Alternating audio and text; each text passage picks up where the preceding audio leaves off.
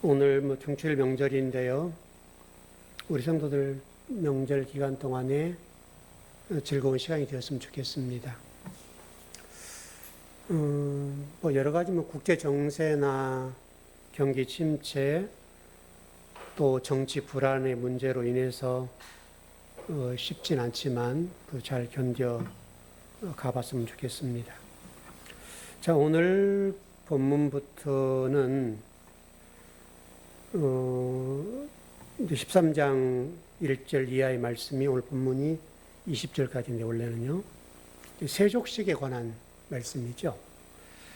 그 세족식에 관한 말씀인데 세족식을 시작하기 전에 출발하는 말씀이 뭐냐면 유다가 예수님을 팔려고 하는 마음 이걸 가졌더라. 그래서 팔려는 마음이 들었다라고 성경은 얘기하는데요. 바로 이 이야기부터서 성경이 쭉 가는데 그런데 성경은 뭐라고 설명하는가 하면 가룟 유다가 예수님을 팔려는 마음이 어떻게 생겼는가에 대해서 이야기를 하는데 마귀가 그런 마음을 심어주었다. 이렇게 출발을 합니다. 성경이 번역이 그렇게 됐죠. 그래서 여러분들은 이 말씀에 대한 마귀의 문제를 공부를 했기 때문에 여러분들이 이런 본문을 보면 헷갈리죠. 우리 목사님은 이렇게 안 가르치는데 왜 성경은 또 학자들이잖아요, 여러분.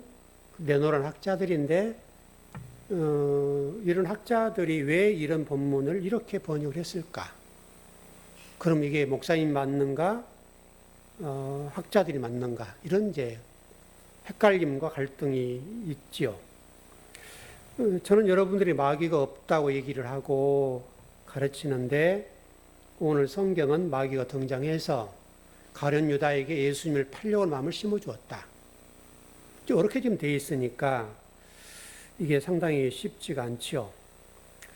저는 여러분들에게 마귀는 없다, 그런데 있다 이렇게 얘기를 해드렸어요. 있다는 부분은 여러분 이해 다 하시죠?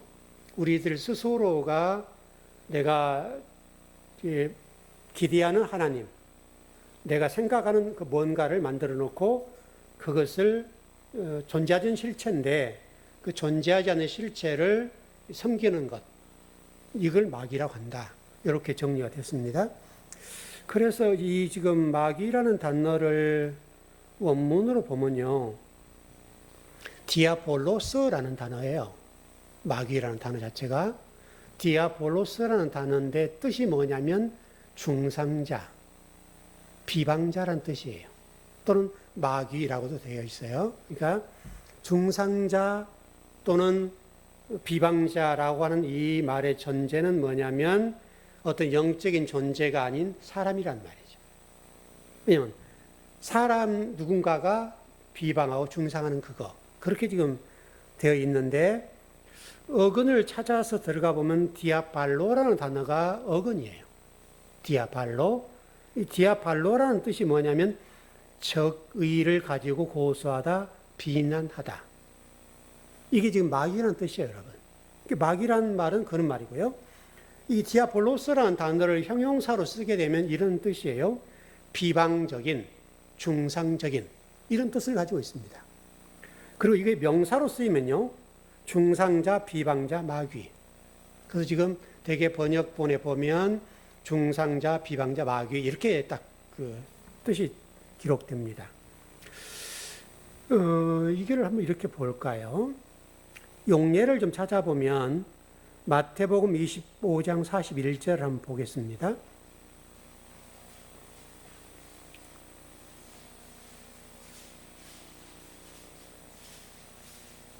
마귀를 누구라고 하는가를 보자 그 말이죠, 여러분.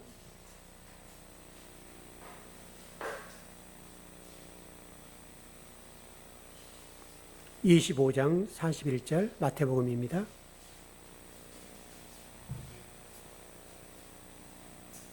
네, 다 찾으셨죠? 시작.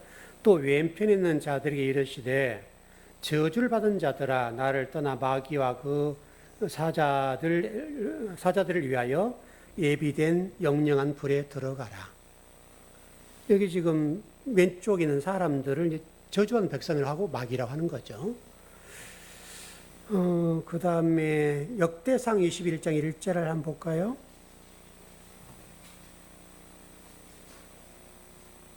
역대상 21장 1절입니다.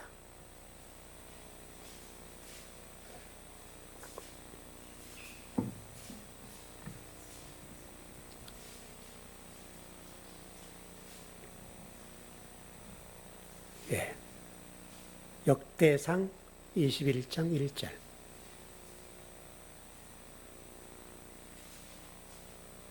예, 시작.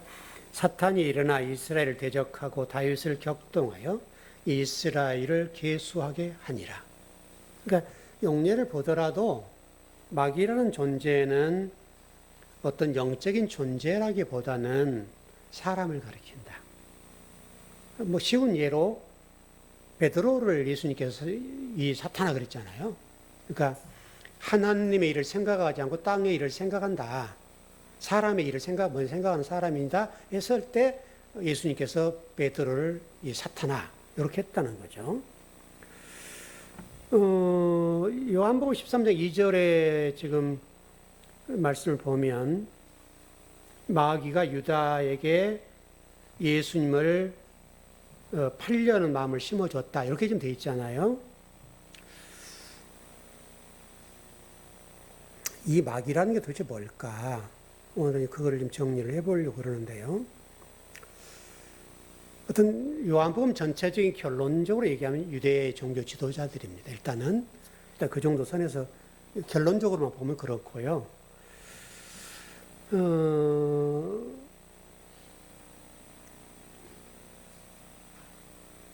예수님의 제자라는 관점으로 접근을 해보면 지금 예수님께서는 십자가를 지시려고 그러죠.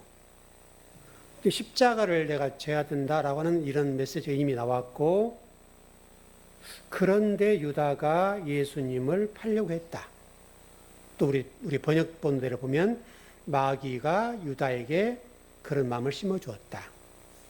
설령 심어줬다 하더라도 그런 존재가 있다 하고 심어주었다 하더라도 예수님의 구원 사역을 위해서 제자라면 그걸 지지하고 응원해야 되겠죠. 근데 그게 일반적인 상식이죠. 그런데 그런 전 인류를 구원코자 하는 이 비장한 시간이잖아요. 이 시간에 유다가 예수님을 팔 생각을 했다. 굉장히 나쁜 사례죠, 여러분. 굉장히 나쁜 사례예요. 그러니까 사람이 미워할 수는 있는데 이런 상태는 좋지 않죠. 여러분, 우리가 신앙생활 하면 이런 일 많이 겪잖아요. 교회도 마찬가지고. 어떻든 유다라는 사람이 지금 그런 마음을 가졌다고 되어 있는데 구원의 완성을 위해서 힘을 보태지 못할 망정 스승이잖아요. 그리고 여러분 가룟 유다님 잘 아시는 대로 돈꾀를 맡았잖아요. 예수님의 모든 일정을 조율하고 모든 쓸 것들을 이렇게 지출하는 그런 사람이었단 말이죠. 그러면 예수님의 입장에서 보면 상당하게 신임을 했단 말이죠. 여러분 아무에게나 그러지 않잖아요. 그래서 이 부분을 이제 풀어보려고 그러는데요. 일단은 이렇게 좀 풀어봅시다. 오늘 세족식에 관한 말씀이니까. 여러분 세족식이라고 하는 것이 이제 교회에서 보면 뭐 수련회 학생들 이게 뭐 단골 메뉴처럼 하는 것이기도 하고요. 어떻든 지금 이 세족식인데 요한복음 12장 우리가 공부했습니다마는 성찬식이 빠져 있죠. 일단 그 부분을 정리하고요. 일단 성찬식을 여기 지금 13장에서는 없어요. 마지막 만찬 얘기 없단 말이에요. 근데 이것은 6장에서 요한복음 6장이에요. 오병이의 기적. 이때 우리가 말씀 나눴는데 그때 성찬식이 같이 이게 행해졌다. 이렇게 정리를 하시면 될 것 같고요. 어떻든 간에 13장은 성찬식이 없습니다. 그렇게 지금 되어 있고요. 오늘 본문도 6월절과 관련되어 있죠. 세상에 있는 자기 사람들을 끝까지 사랑한다 했는데 이 끝이라고 하는 것은 텔로스라는 헬라어 단어입니다. 그래서 이 텔로스라고 하는 게 뭐냐면 십자가. 십자가의 죽음이라고 하는 걸 통해서 좀 정리가 됐고요. 일단 2절, 3절로 가보시죠. 오늘 우리가 공부하려고는 가장 핵심적인 구절이니까. 2절, 3절만 한번 같이 읽어보십시다. 예, 시작. 마귀가 벌써 시몬의 아들 가룟 유다의 마음에 예수를 팔려는 생각을 넣었더라. 저녁 먹는 중 예수는 아버지께서 모든 것을 자기 손에 맡기신 것과 또 자기가 하나님께로부터 오셨다가 하나님께로 돌아가실 것을 아시고 3절 말씀 보면 저녁 먹는 중이라는 단어가 3절에 있죠. 근데 원래는 이 단어가 2절로 들어가야 됩니다. 그래서 원래는 2절이 이렇게 출발해야 돼요. 저녁 만찬 때에 먹는 중에 마귀가 벌써 시몬의 아들 가룟 유다의 마음에 예수를 팔려는 생각을 넣었더라. 이렇게 되어야 원문이 딱 맞습니다. 원문은 그렇게 되어 있습니다. 근데 지금 번역을 할 때 저녁 먹는 중이라는 단어를 3절로 넣어버렸습니다. 그런 경우가 있어요. 히브리 성경과 우리 지금 그 개역 개정판의 성경이 이 절수가 다를 수가 있습니다. 그러니까 한 절수 밀릴 수도 있고요. 왜냐하면 히브리어 원문은 이렇게 되는데 우리 번역본은 그게 1절인데 2절로 되어 있는 경우도 있고 그렇습니다. 그게 바로 그런 것 같아요. 번역하신 분들이 그렇게 좀 밀려 쓰는 경우도 있고 좀 착각하는 경우도 있어서 이 저녁 먹는 중이라는 단어는 원래는 2절에 기록되어야 될 말씀인데 이렇게 번역하시면 좀 착각을 한 것 같아요. 원문은 이렇게 안 되어 있습니다. 어떻든 지금 저녁 만찬 때에 식사를 하려고 하는데 마귀가 가룟 유다의 마음에 예수님 팔 마음을 이렇게 심어줬다는 말이잖아요. 이게 불어 넣어줬다는 표현이 돼서 이 본문을 어떻게 우리가 이해를 해버린가 하면 예수님을 판 가룟 유다는 본심은 아닌데 마귀가 이 마음을 심어줌으로 예수님을 팔 생각을 했다.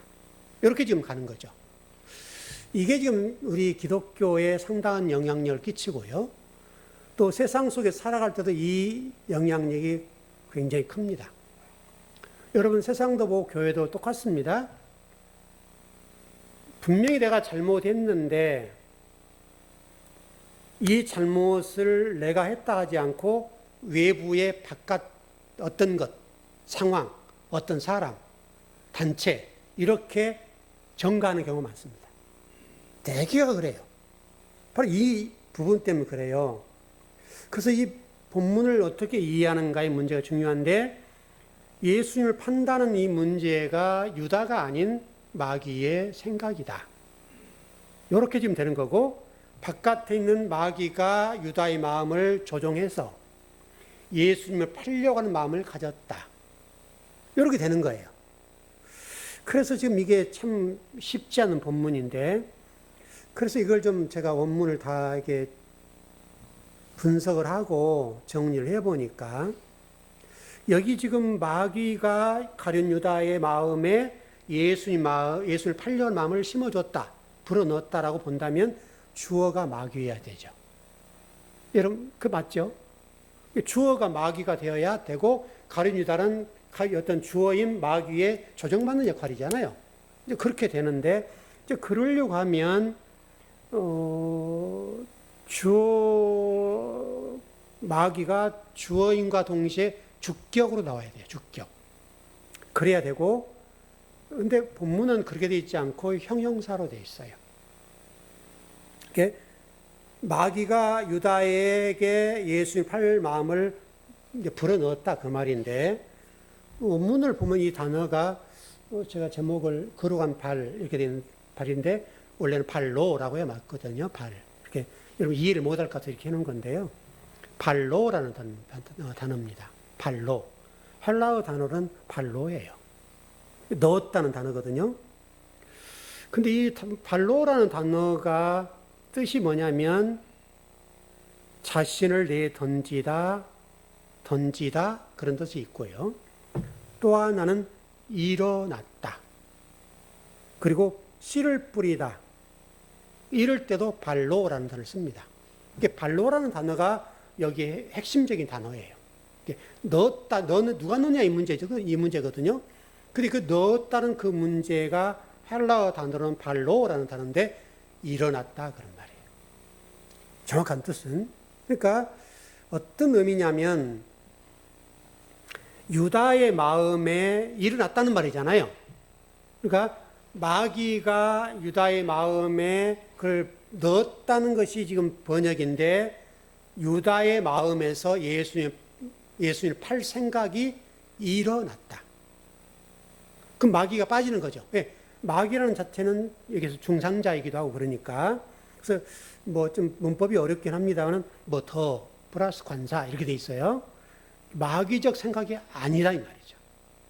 그래서 유다의 마음 안에서 예수님의 팔 마음을 이렇게 팔아 넘길 마음이 일어난 거예요. 이게 이제 우리 기독교나 세상을 살아가는데 굉장히 중요한 가치 또 진리 그런 거예요. 이 문제가 해결이 되면 세상이 많이 바뀔 거예요. 왜냐하면 여러분 보편적인 사람들은 실수나 잘못을 하면 내가 잘못했어 이러면 되잖아요. 근데 절대 여러분 그러지 않아요. 저 사람이 그랬다고 저 사람이 나에게 이렇게 해서 핑계를 대죠. 여러분 이 이야기가 창세기 3장도 똑같잖아요. 여러분 창세기 3장에 아담의 아내가 여자잖아요. 그때는 여자가 선악과를 따먹는 문제가 물론 뱀이 등장하긴 합니다만은 뱀이 등장을 해서 여자가 남편에게 따먹자 했다. 이렇게 된 거예요. 그러면 그 이후로 지금 하나님이 아담에게 왜 따먹었니? 이렇게 하니까 저 여자가 하나님 주인 저 여자가 따먹자고 했어요. 이렇게 된 거잖아요. 적어도 생각해 보세요. 아담은 가장이죠. 한 가정의 남편이고 가장이에요. 그러면 적어도 설령 아내가 그랬다 하더라도 제가 잘못했습니다. 이렇게 됐단 말이죠. 근데 그러지 않고 저 여자가 그리고 이 여자는 또 뱀이 이렇게 가는 거예요. 설령 뱀이 그랬다 하더라도 자기가 그 마음에 대해서 동한 거잖아요. 그러면 제가 그랬습니다. 이러면 될 문제를 이렇게 풀어가더라 이 말이에요. 그러니까 지금 성경이 지금 이렇게 되어 가요. 이제 그래서 이 문제, 우리 기독교도 똑같습니다. 그 교리적으로 제가 그래서 이 문제를 한번 여러분이 많이 다뤘습니다만 원죄 문제도 똑같아요. 원죄 문제도 여러분 지금 그 아담이 잘못한 거잖아요. 우리는 잘못이 없어요. 그럼 우리가 여러분 잘못이 없다고 본다면 원죄가 유전된 거잖아요, 지금. 그러니까 우리가 억울한 거예요. 여러분 억울하잖아요, 여러분. 그 할아버지만 잘했으면 문제가 없는데 그 할아버지 잘못해서 원죄가 이게 내려왔기 때문에 내가 죄인이 됐다. 이렇게 되는 거예요, 여러분. 우리는 원래는 죄가 없어요. 성경대로 얘기하면. 근데 그 교리라고 하는 것이 그렇게 똑같다고 지금 오늘 본문과. 그럼 실질적으로 성경은 제가 아담이라는 단어를 설명을 드렸던 것처럼 우리가 선악과를 따먹는 거예요. 그래야 여러분 성경인 거예요. 근데 이게 지금 고쳐지지 않고 앞으로도 안 고쳐질 겁니다. 이 문제는 우리 기독교에서 아마 영원히 고치지 않을 거예요. 너무나 이게 큰 기둥으로 서 있으니까. 근데 여러분 성경을 조금만 연구하신 분들은 금방 알 수 있는 문제거든요. 어렵지 않아요, 여러분 이거. 어렵지 않는 내용인데 누구도 여기에 타치를 못해요. 얘기를 안 해요. 여러분들은 제가 많이 얘기해드려서 아마 귀에 딱지가 앉을 정도로 들었습니다만은 이게 쉽지가 않아요. 자, 우리 이사야 14장 12절에서 15절을 볼까요?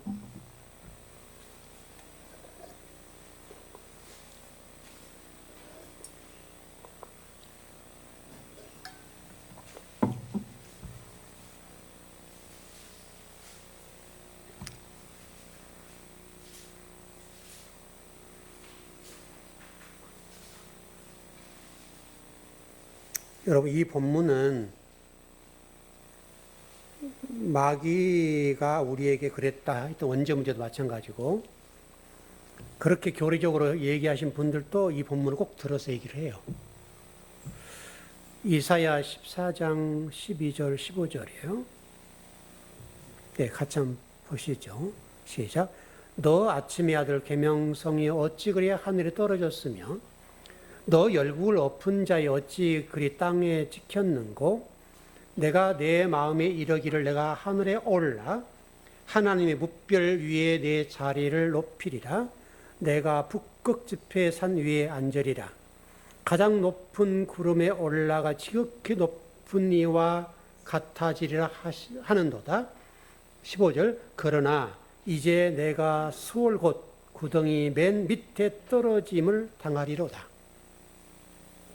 여러분, 지금 제가 앞에 말씀드렸던 발로라는 헬라어 단어가 가룟 유다가 예수님을 팔려고 하는 마음을 먹었다 또는 일어났다 이렇게 보고 해석을 해드렸는데, 마귀가 가룟 유다에게 예수님의 팔 마음을 심어줬다. 이렇게 지금 성경이 번역이 되어 있으니까 원래 성경에 얘기하려고 하는 말씀과는 너무나 동떨어지는 거예요. 그 문제를 해결하기 위한 말씀이 이사야 14장이에요. 여러분, 이 지금 이사야 14장 12절 15절의 말씀을 보면 이게 지금 너 아침의 아들 계명성이 어찌 그리 하늘에 떨어졌으며, 이게 그래서 많은 분들이 이걸 해석할 때 어떻게 해석하는가 하면 찬양을 부른 천사장, 그렇죠 여러분? 그 천사장이 하나님과 이렇게 한번 다퉈보려고 하다가 이게 마귀가 됐다, 사탄이 됐다, 이렇게 보는 본문이에요. 이 본문이.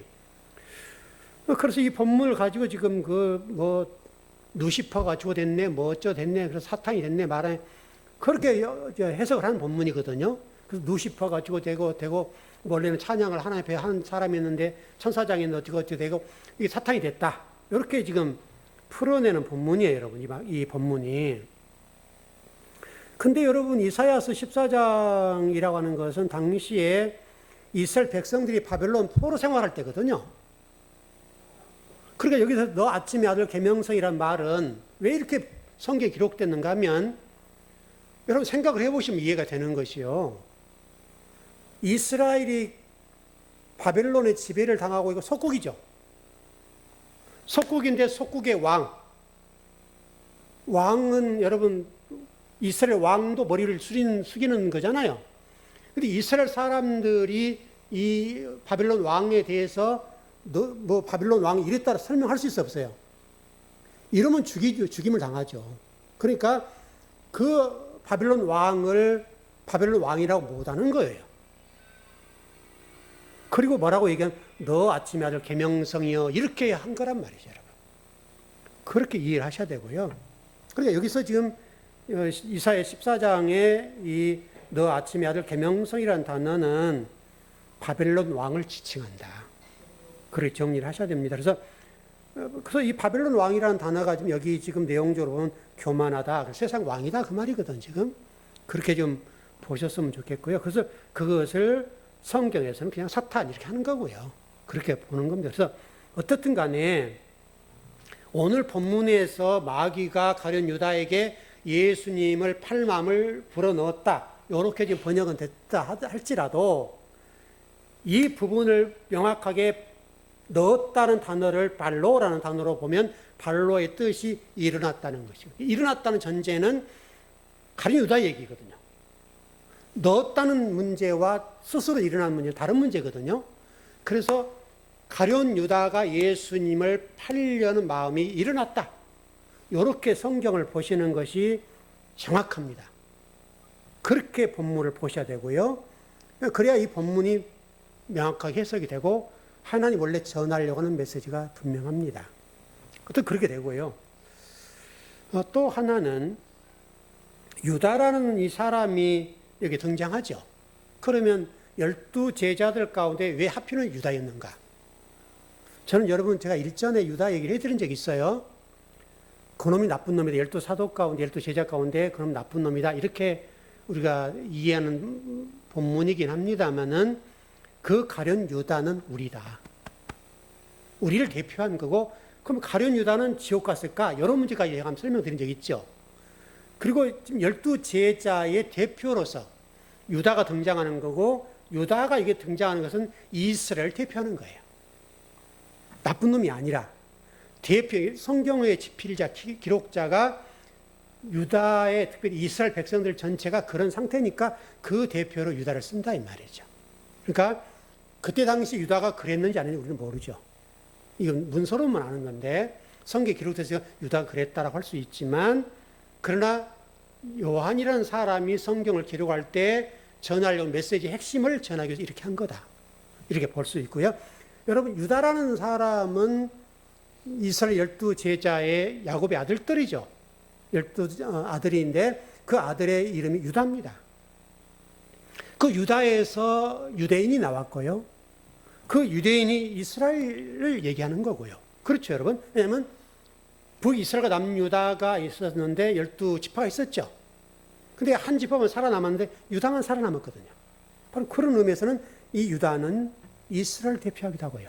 그러니까 여기서 유다가 등장하는 이유는 이스라엘을 대표한다. 그래서 제가 처음에 유대 종교 지도자들 이렇게 얘기하는 이유가 바로 그런 얘기 때문에 그래요. 그러니까 유대 종교 지도자들이 당시 예수님 십자가에 못 박히려고 그랬잖아요. 그러니까 여러분 요한복음 아마 18장 정도 가보면 그런 말씀이 있을 거예요. 빌라도에게 여러분 예수님을 끌고 갔죠. 빌라도에 끌고 갔는데 빌라도가 그 유대 종교 지도자들이 얘기합니다. 내가 보기에는 죄가 없어, 이렇게 한 거예요. 그러니까 유대 종교 지도자들이 아니요, 죄 있어요, 죽여야 됩니다, 이렇게 한 거예요. 그 빌라도는 극구 죄 없다라고 얘기해요. 근데 유대 종교 지도자들이, 여러분 그 당시 생각해 보세요. 빌라도에게 굳이 끌고 가지 않아도 돼요. 왜냐하면 여러분 사도행전 보면 스데반이라는 사람이 등장하죠. 스데반이 어떻게 죽임 당했습니까? 돌로 맞아 죽었죠, 여러분. 그 지금 유대 종교 지도자들이 얘기하는 게 뭐냐면 우리 율법에 보면 우리가 못 죽인다, 이렇게 해요. 근데 실질적으로는 사도행전에서 스데반이라는 사람을 유대 사람들이 돌로 쳐 죽였거든요. 그런 전례가 있단 말이죠. 그러니까 예수님을 굳이 빌라도에게 데려가지 않아도 된다 이거죠. 그리고 실제로 유대인들이 예수님이 죄인이라고 생각한다면 돌로 때려 죽이면 돼요. 근데 돌로 때려 죽이지 않아요. 여러분, 왜 돌로 때려 죽이지 않았을까요? 왜 유대 종교 지도자들, 여러분 생각을 해보셔야 돼요. 왜 유대 지도자들은 예수님을 돌로 죽이지 않고 십자가로 죽이냐 이거죠. 이 문제가 요한이 전하려고 하는 메시지가 굉장히 귀해요. 그래서 제가 지금 그걸 풀어서 쭉 봤는데요. 일단 결론만 정리하자면 예수님이 십자가에서 죽으심과 돌에 맞아 죽은 것은 차이가 있어요. 여러분 스데반 같은 경우를 생각해 보세요. 스데반은 유대인들이 돌로 쳐 죽임을 당했는데 영웅이 됐죠. 오히려 그 이후로 전도가 잘 됐다고요. 부흥의 불길이 불었어요. 예수님만이 돌로 맞아 죽여봐요. 죽임을 당했다고 한다면 어떻게 됐겠어요? 완전 순교자가 되죠. 순교자. 지금 여러분, 지금 여러분 예수님을 제물 삼으려고 했던 의도가 뭐냐면 로마 입장에서 벗어나 유대인 입장에 보면 메시아를 죽여야 되는 거예요. 왜냐하면 그때 밀란이 일어나고 이런 문제도 있었잖아요. 그래서 십자가에 죽인 이유는 예수님이 십자가에 죽은 것은 저주예요. 저주의 죽음을 죽은 것이야 이거예요. 그것 때문에 그렇고, 어떤 그 문제는 이제 다음에 좀 더 정리하기로 하고요. 어떻든 간에 가룟 유다가 등장하고 예수님 팔려고 하는 마음이 일어났다는 이 이야기는 유다 한 사람의 문제가 아니라 당시 유대인들이, 또 유대 종교 지도자들이 예수 그리스도를 십자가에 못 박으려고 했다. 이렇게 지금 정리하면 될 것 같아요. 자, 3절입니다. 예, 요한복음 13장 3절. 예, 시작. 저녁 먹는 중 예수는 아버지께서 모든 것을 자기 손에 맡기신 것과 또 자기가 하나님께로부터 오셨다가 하나님께로 돌아가실 것을 아시고, 뭘 아신다고요? 하나님께 돌아가실 것을 안다. 자기 죽으면 안단 말이거든요. 그 말이죠. 유월절 어린 양으로서 예수님이 지금 이게 죽음을 준비하고 지금 하는 상태죠. 그 상태에서 지금 여러분 마리아가 예수님의 발을 씻기는 장면이 나왔는데 지금 여기서는 본문에서는 예수님의 제자를 발을 씻기는 장면이죠. 근데 이게 참 재미있는 본문 같아요. 한번 보시죠. 4절 한번 보시죠. 예, 시작. 저녁 잡수시던 자리에서 일어나 겉옷을 벗고 수건을 가져다가 허리에 두르시고, 여기 지금 겉옷이라는 단어와 벗는다는 단어가 나왔는데, 겉옷이라는 단어는 히마티온이라는 단어인데요. 또 벗고라는 단어는 티데마라는 단어이기도 하고요. 이 단어는 주로 두다 놓다. 여기 지금 예수님께서 저녁을 잡수시다가 일어나서 겉옷을 벗었다. 이렇게 지금 벗었다는 말이잖아요. 그리고 수건을 가져다가 허리에 두르셨다는 말이잖아요. 근데 지금 겉옷을 벗고라는 단어가 뜻이 뭐냐면, 이렇게 옷을, 이렇게 제가 벗었다고 한다면 옷을 이렇게 두었다는 말이에요. 두었다는 말. 놓다 또는 진열하다는 뜻도 되고요. 이게 벗었다는 말인데, 이 단어가 상당히 좀 재밌는 단어 같아요. 옷을 벗었다는 의미가 뭘까? 요한복음 10장 11절로 한번 가봐요.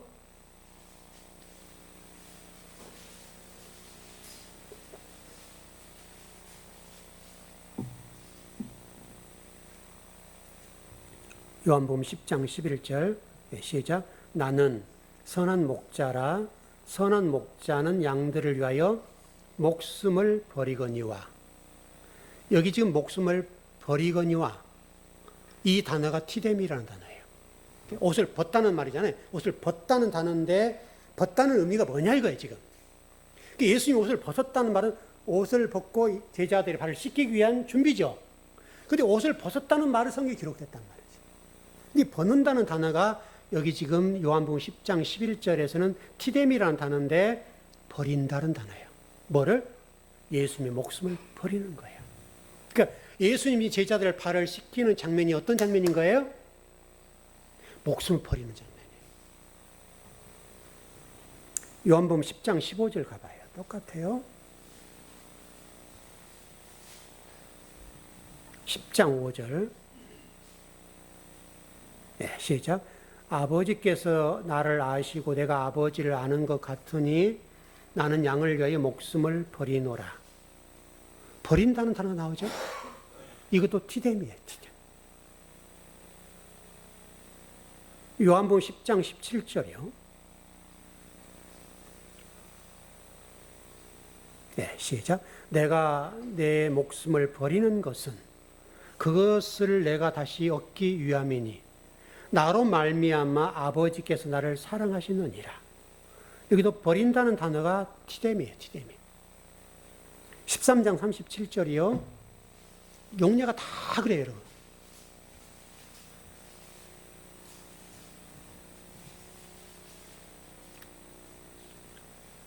네, 시작.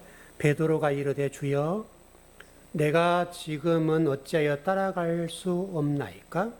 나를 위하여 내 목숨을 버리겠나이다. 목숨을 버린다 이 말 자체도 죽는단 말이야. 죽는다는 개념이에요,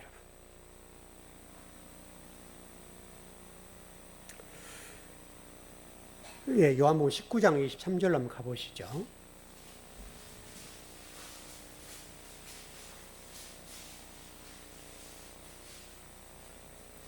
여러분, 제자들의 그 세족식에 관한 말씀이라고 그랬어요. 그걸 생각하시고. 19장 23절 시작. 군인들이 예수를 십자가에 못 박고 그의 옷을 취하여 네 깃을 나누어 각각 한 깃씩 얻고 속옷도 취하니 이 속옷은 호지 아니하고 위에서부터 통으로 짠 것이라. 여기 옷이라는 단어가 아까 그 옷을 벗다 할 때 옷이라는 단어인데 히마티온이라는 단어예요.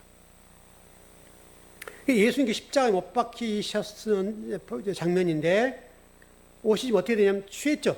옷이 벗겨졌죠. 좀 그 상태를 좀 설명하는데 지금 제자들의 발을 씻기는 장면에서 옷을 벗어서 옆에 두었다. 이렇게 지금 성경에 되어 있거든요. 그 말은 단순하게 예수님 제자들의 발을 씻기는 장면이 아닌 거예요. 예수님의 죽음이에요, 죽음.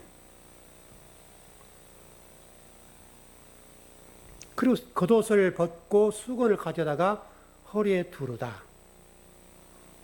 허리에 두른다는 표현은 여러분 아마 이렇게 이해하시죠? 이렇게. 자기 자신의 띠를 뗀다. 이렇게, 여러분 옷을 이렇게 딱 하잖아요, 이렇게. 띠를 띄었다. 그 말이거든요. 근데 이게 굉장히 중요한 단어예요. 내역이 14장 4절로 한번 가봐요. 띠를 띄었다. 그 말인데.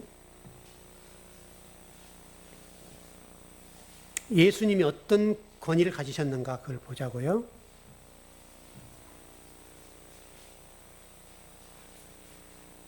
레위기 16장 4절.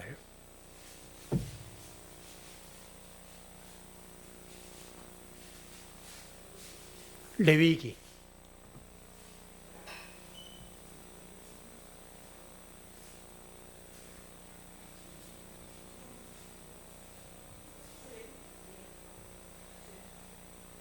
출애굽기 다음에 레위기 16장 4절.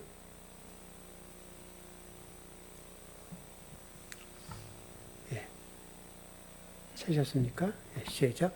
거룩한 세마포 속옷을 입으며 세마포 속바지를 몸에 입고 세마포 띠를 띠며 세마포 관을 쓸지니 이것들은 거룩한 옷이라 물로 그의 몸을 씻고 입을 것이며. 띠를 띈다라는 단어 나왔는데 세마포 띠를 띈다고 되어 있죠.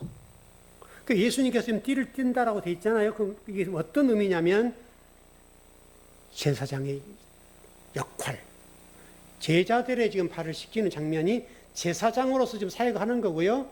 그리고 그 십자가의 죽으심의 이야기를 하는 거예요. 단순하게 그럼 세족식이 아니라고요, 여러분. 출애굽기 29장 9절이요.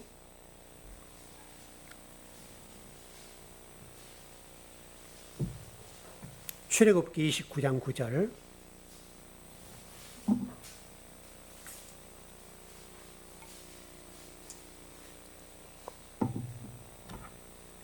시작. 아론과 그의 아들들에게 띠를 띄우며 관을 씌워 그들에게 제사장의 직분을 맡겨 영원한 규례가 되게 하라. 너는 이같이 아론과 그의 아들들에게 유임하여 거룩하게 할지니라. 여기서 띠를 띈단 말이죠. 제사장 역할이죠. 지금 예수님이 지금 제자들의 발을 씻긴 장면, 대제사장으로서 제자들의 발을 씻겨준 장면이기도 하고 동시에 자기의 죽음을 얘기하는 거죠. 그러니까 여러분 좀 단순히 세족식하고 그냥 은혜 받고 눈물 흘리고 이런 게 아니란 말이에요, 여러분. 제자를 발 씻겼다. 참 하나님 대신 예수님께서 참 겸손도 하셔. 이렇게 된 게 아니라 대제사장으로서 죽음을 담고 죽음을 이야기하고 그걸 한다. 이렇게 볼 수 있고요. 이사야 11장 5절.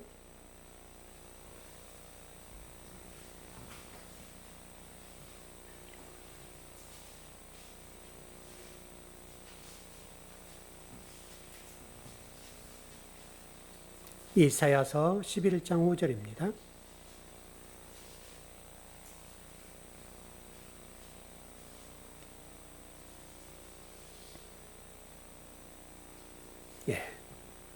찾으셨죠? 시작. 공의로 그의 허리띠를 삼으며 성실로 그의 몸의 띠를 삼으리라. 좀 정리를 해보십시다. 예수님께 옷을 벗는다는 의미는 죽음이 담긴 의미를 가지고 있고, 띠를 띈다는 의미는 대제사장의 개념이 들어가 있고, 그 단순하게 지금 예수님께서 지금 제자를 발을 닦는 게 아니라는 거예요. 마지막 대제사장으로서 사역을 하시는 거죠. 동시에 인류를 위해서 띠를 띠고 옷을 벗고 하는 이 장면 속에서 내가 죽어야 인류를 구원한다는 메시지가 담겨져 있다. 이렇게 볼 수 있고요. 또 하나 오늘 우리가 핵심적으로 앞부분에 공부했던 발로, 그러니까 마귀가 가룟 유다에게 예수님을 팔 마음을 심었다, 불어넣었다. 이 본문의 말씀을 제가 오늘 해석해 드린 것은 발로라는 단어인데, 마귀가 그런 것이 아니다. 마귀라는 영적 존재는 존재하지 않는다. 왜? 마귀라는 자체가 중상자, 비방자라는 뜻이고 그런 뜻이기 때문에 그렇게 되는 게 아니고요. 마귀가 가룟 유다에게 예수의 팔마음을 심어준 것이 아니라 가룟 유다의 마음에서 예수님을 팔 마음이 일어났다. 이 이야기는 마귀의 생각이 아니라 이스라엘 전체의 이야기고, 종교 지도자들이 그런 마음을 먹고 예수님을 저주받게 하는. 그래서 요한복음 18장에 가서 볼 때는 예수님을 굳이 십자가에 못 박아야 돼요. 돌로 쳐 죽이지 않아요. 그 장면 나중에 공부를 다 하겠습니다만은 이렇게 되는 것이 유대인들이다, 여러분. 그 가운데 예수님이 십자가를 지시고 구원사를 이뤄놓으셔서 저와 여러분들이 구원받은 백성이 된 거예요. 그러니까 여러분, 예수님이 십자가에 돌아가시고 죽으신 것은 그냥 된 게 아니라고요, 여러분. 엄청난 하나님의 은혜와 사역이 들어있고 예수 그리스도의 저와 여러분을 사랑하시는 사랑이 담겨있고, 설령 예수님이 제자들의 발을 씻기는 장면 속에서도 대제사장으로 마지막 사역을 하는 이 일, 그리고 그 속에서 옷을 벗고 띠를 띠는 이 장면을 통해서 죽음을 통해서 우리에게 말씀하시는 메시지, 이 메시지를 통해서 우리들에게 하나님의 나라를 설명하시고 구원을 설명하시고 사역을 설명하시고, 그 많은 핍박과 조롱과 유대인들의 그 종교 지도자들의 핍박을 받고 순환을 받는 그 상황 속에서도 그 일을 끝까지 완수하시는 예수 그리스도, 그거를 여러분 보시고 그분에게 감사하는 한 주간이 됐으면 좋겠습니다. 네, 기도하겠습니다.